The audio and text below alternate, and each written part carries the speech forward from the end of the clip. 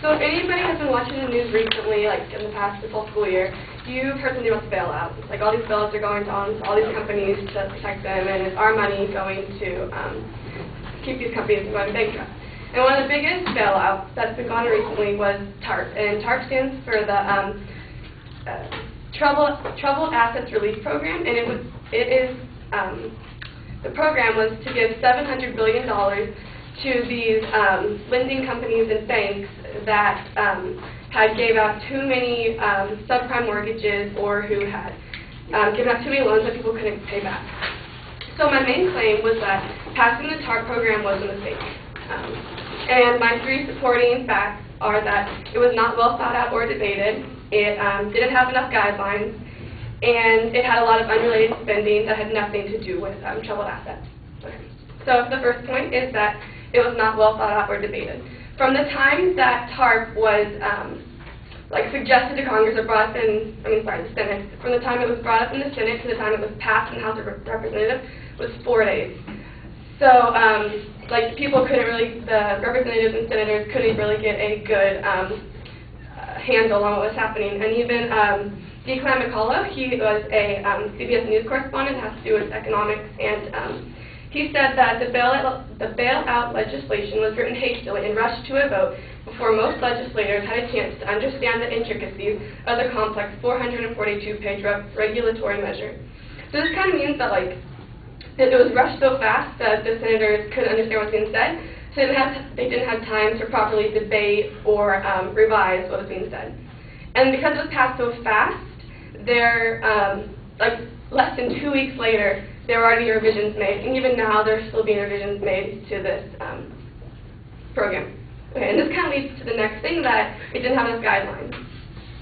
So right after TARP was implemented, a little bit later, the Government Accountability Office did a audit of how the situation was working, and they said that the Treasury has yet to set up policies and procedures to help ensure that taxpayer dollars are being used as intended. And there are also no policies or procedures in place for ensuring that the institutions are compliant with these requirements, and also that the Treasury cannot effectively hold participating institutions accountable for how they use the capital injections. So they didn't place enough guidelines to implement how the money was being spent, and it was being spent the right way, the way that the bill had said it was going to be made. And even the Treasury Department Inspector General said, talking about TARP, he said it's a mess. I don't think anyone understands right now how we're going to do proper oversight of this thing. So even the Inspector General of the Treasury didn't think it was a good idea that there was enough guidelines in place. And then I think everyone remembers AIG, how all of the money, a lot of it went to bonuses and to corporate retreats for the high people.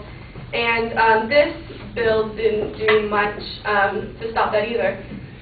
Only the top 5 executives were given a cap on how much they could be given on bonuses. So this doesn't even really stop that, and so that there's still a chance that could happen with this bill, with TARP.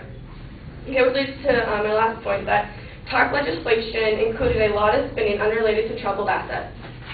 So the first time that this bill was brought up in front of the Senate, it didn't pass.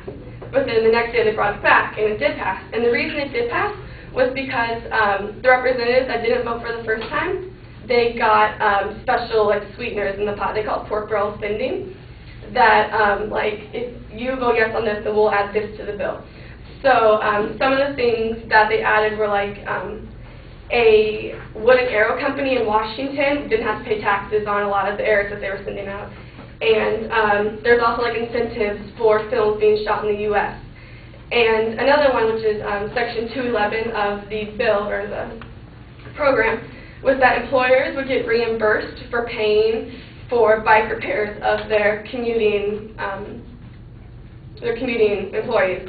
So the money that that they put toward this bill, $150 billion worth of the money put in this bill goes to these things that have nothing to do with troubled assets. So that's a sixth of the money in this bill has nothing to do with what the bill is meant to do, I guess. And then on top of that, these earmarks added 341 pages to the bill. So more than half the pages were these earmarks and these sweeteners.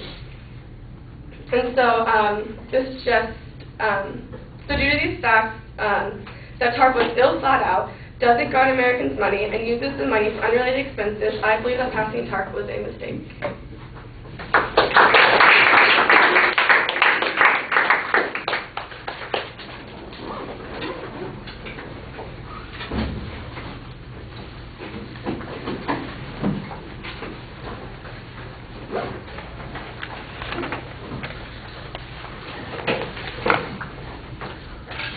All right, the subjects ID'd clearly, the structural stuff is pretty solid, although it did seem like on the second and the third point there was a little bit of rushing, trying to get through it faster. The one thing that's missing from the argument is a demonstration that TARP has worked or not worked. You've got focus on some problems that might have existed with TARP, but the question of whether or not it was a mistake is different than whether or not mistakes were made when passing it. I think the biggest judgment about whether or not it was a mistake was whether or not it had an impact in preventing a bigger decline in the assets markets, whether it loosened credit, any of those kinds of things. I think that's something that needed to be discussed a little bit more. You've kind of picked some peripheral issues about the problems in the process, which I think are good issues to talk about, and they might have more to do with the process of acting under these kinds of circumstances than the argument about TARP itself, and I think that that's probably where you needed a little bit more development. All right, we're